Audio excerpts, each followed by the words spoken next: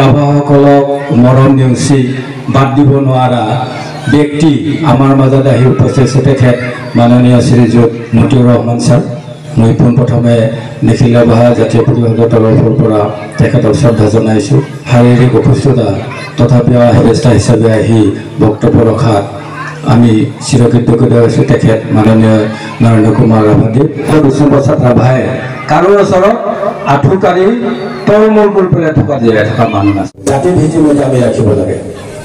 ব্ৰিটিছসকলে সকলোখিনি লুটি লৈ যোৱাৰ পিছতো এই জনজাতি জংঘলত থকা মানুহখিনি যদি নাথাকে তেতিয়াহ'লে এই জংঘলত থকা মানুহখিনি নাইকিয়া যদি হৈ যাবলগীয়া হয়, এওঁলোকৰ যদি প্ৰিজাৰ্ভেশ্যন নাথাকে তেতিয়াহ'লে অসম নহয় ভাৰতবৰ্ষৰ নামত এই যে ইয়াত মানে মানুহবিলাক আছে এওঁলোকে নিশ্চিহ্ন হৈ যাব। আৰু নিশ্চিহ্ন হৈ গ'লে ইয়াৰ কলা কৃষ্টি সংস্কৃতিবিলাক নাইকিয়া হৈ গ'লে এটা অংশ শেষ হৈ যাব।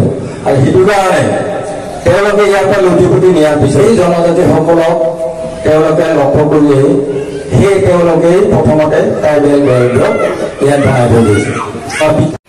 বিষ্ণুৰাভা দেউতাক সামৰিক বিভাগৰ বিষয়া আছিল। তেজপুৰলৈকে আহি তেজপুৰ গভৰ্ণমেণ্ট কলেজত পঢ়িবলৈ লয়।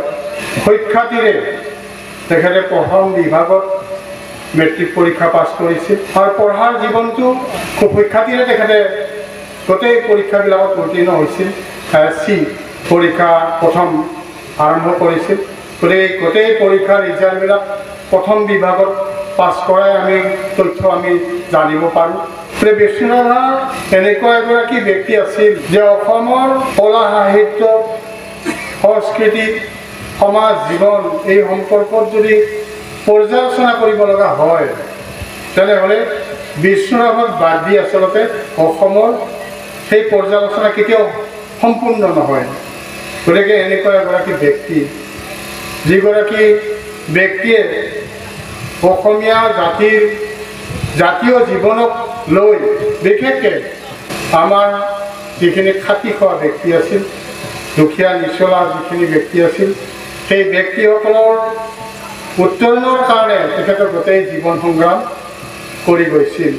গতিকে মূল কথা হ'ল আমাৰ গোটেই জাতীয় জীৱনৰ কাঠামো, গতিকে সেই কাঠামোটো তেখেতে সৃষ্টি কৰিছিল। বিষ্ণুৰাভা আমি জীৱনৰ গোটেই ধাৰাটো আজি সোঁৱৰিছে, আমি সোঁৱৰিছোঁ তেখেতক।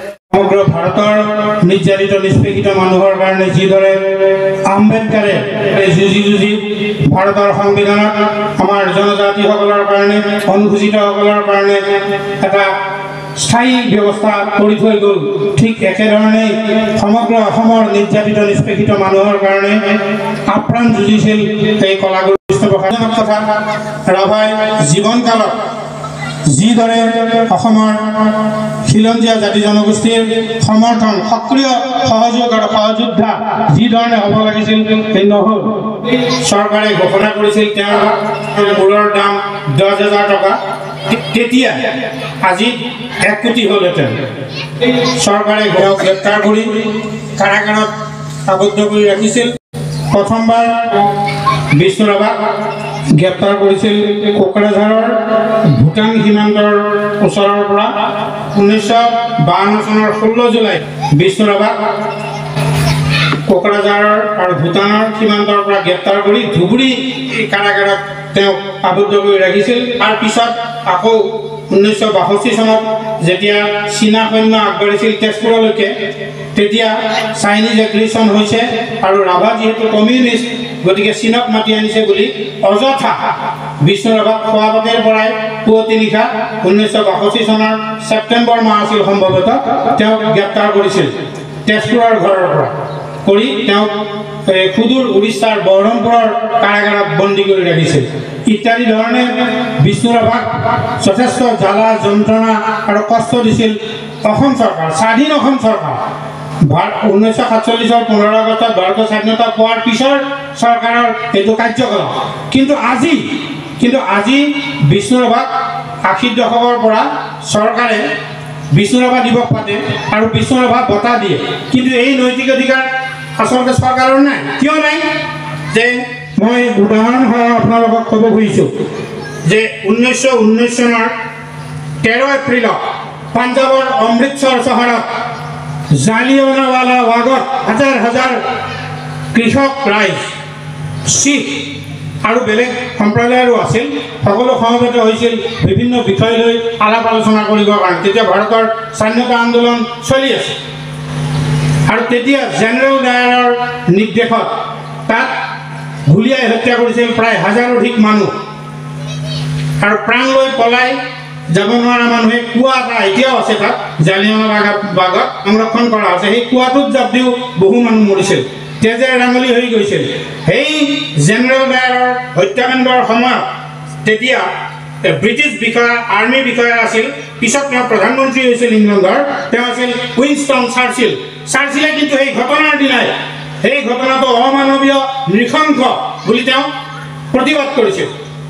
ইংলেণ্ডৰ পৰৱৰ্তী পৰ্যায়ত তেওঁ প্ৰধানমন্ত্ৰী হৈছিল আৰু তেওঁ সামৰিক বিষয়া থকা অৱস্থাতেই এই ঘটনাটোৰ প্ৰটেষ্ট কৰিছিল। পিছত ভাৰত ভ্ৰমণত অহা ইংলেণ্ডৰ ৰাণী এলিজাবেথে সেই নৃশংস হত্যাকাণ্ড সংঘটিত কৰা জালিয়ানৱালা বাগ ভ্ৰমণ কৰিছিল 1997 চনত।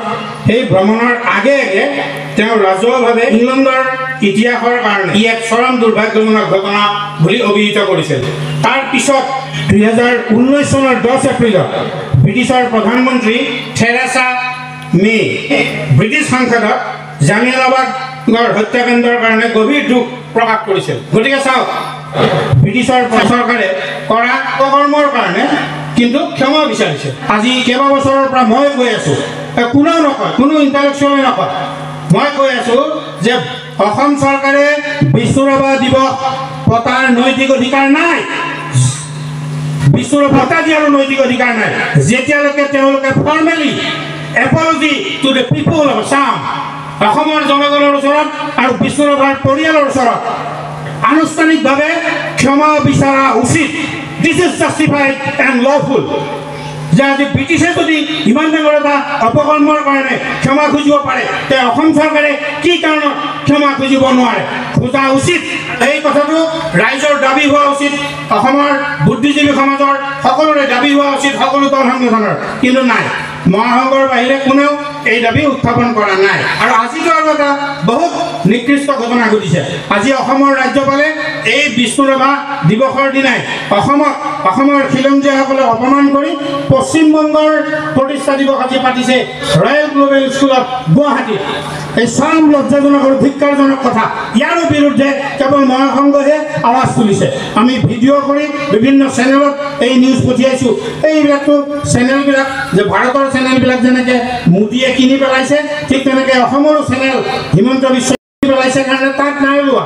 কিন্তু উজনি আৰু নামনিৰ বহুত চেনেলত ওলাইছে, পৰ্টেলত যথেষ্ট গুৰুত্ব সহকাৰে এই বাতৰিটো যোৱা পৰহিৰ পৰা ওলাইছে। মানে আমি মহাসংঘই প্ৰটেষ্ট কৰিছোঁ। আমি কৈছোঁ যে ৰাজ্যপাল, অসমৰ ৰাজ্যপাল নহয়, পশ্চিমবংগৰ ৰাজ্যপাল, পশ্চিমবংগৰ প্ৰতিষ্ঠা দিৱস বিষ্ণুৰাভা দিৱসৰ দিনা গুৱাহাটীত পতাৰ কিবা যুক্তি আছেনে?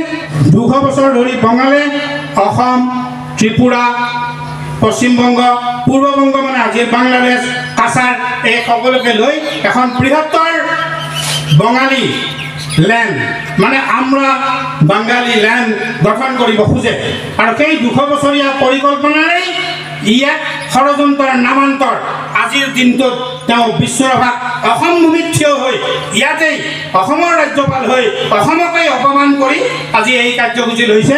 চৰকাৰ নিমাত, দল সংগঠন নিমাত, ৰাম ৰাম। তে আমি ক'ত আছো, কি কৰিছো? আমি কুলাংগাৰ, আমি একো কৰিব পৰা নাই। বিষ্ণুৰাভাক ৰাইজে আদৰ সাদৰ কৰি তেজপুৰৰ পৰা তেওঁক নিৰ্দলীয় বিধায়ক ৰূপে নিৰ্বাচন কৰি পঠিয়াইছিল। বহুত জোৰ কৰি বিষ্ণুৰাভা সন্মতি হোৱা নাছিল প্ৰথমে, কিন্তু তাৰ পিছত বিষ্ণুৰাভাই বিধানসভাত যিবোৰ কথা কৈছিল কোনেও নুশুনিলে, কোনেও সেইবোৰ কাৰ্যকৰী নকৰিলে। ৰাম ৰাম। তেতিয়াহ'লে কি এইখন অসম দেশ? What about the indigenous people? Yes, we the indigenous people, if we can unite and organize ourselves, আজিও যদি আমি সঁচা অৰ্থত নিজকে আমি একদম নিৰহ নিপানীকৈ যদি আমি ইউনাইটেডলি আমি ঐক্যবদ্ধ হৈ যাওঁ, তেনেহ'লে অসমৰ 80টাতকৈ বেছি চিট, বিধানসভাৰ চিট খিলঞ্জীয়াই দখল কৰিব পাৰে। আমি সেই ক্ষেত্ৰত আমি পদ্ধতিগতভাৱে আগবাঢ়িব পাৰিব লাগিব। তাৰ ৰাস্তা আছে united nation declaration on the rights of indigenous people 2007 ৰাষ্ট্ৰসংঘৰ খিলঞ্জীয়া লোকৰ অধিকাৰ চনত মতে খিলঞ্জীয়া লোকৰ অনুমতি আৰু সন্মতি নোহোৱাকৈ চৰকাৰে আইন প্ৰণয়ন কৰিব নোৱাৰে য'ত খিলঞ্জীয়া লোকৰ অসুবিধা হ'ব পাৰে খিলঞ্জীয়া লোকৰ প্ৰতি অন্যায় হ'ব পাৰে কিন্তু বুঢ়াঙুলি দেখুৱাই অসমত বিভিন্ন আইন কৰি আছে আমাৰ অসমৰ মাটি বুলি ক'লে এতিয়া অকল বাছি আছে অকল ট্ৰাইবেল বেল্ট আৰু ব্লকৰ নামত যিখিনি মাটি আছে সেইখিনিয়ে অসমৰ মাটি বুলি বাছি আছে যিবোৰ জেনেৰেল কাষ্টৰ চ' এছামিজ পিপল তেওঁলোকৰ হাতত থকা মাটিবোৰ ইতিমধ্যে মাৰোৱাৰী বিহাৰী পাঞ্জাবী চিন্ধিয়ে কিনি খতম কৰিলে আৰু এই সৰ্বানন্দ সোণোৱালৰ দিনৰ পৰা বৰ্তমান হিমন্ত বিশ্ব শৰ্মা চৰকাৰলৈকে এই চৰকাৰে ট্ৰাইবেল বেল্টৰ মাটিও দান দক্ষিণা দিয়া দেখুৱাই বিভিন্ন ষড়যন্ত্ৰ কৰি ট্ৰাইবেল বেল্টবিলাক উচ্ছেদ কৰা কাৰ্য আৰম্ভ কৰিছে বাংলাদেশৰ পৰা অহা মানে যি বিদেশী বাঙালী হিন্দু আৰু নেপালৰ পৰা অহা সিহঁতক বহুৱাইছে বিটিআৰত বহুৱাইছে বিটিআৰৰ বড়ো নেতাসকল নিমাত ৰাম ৰাম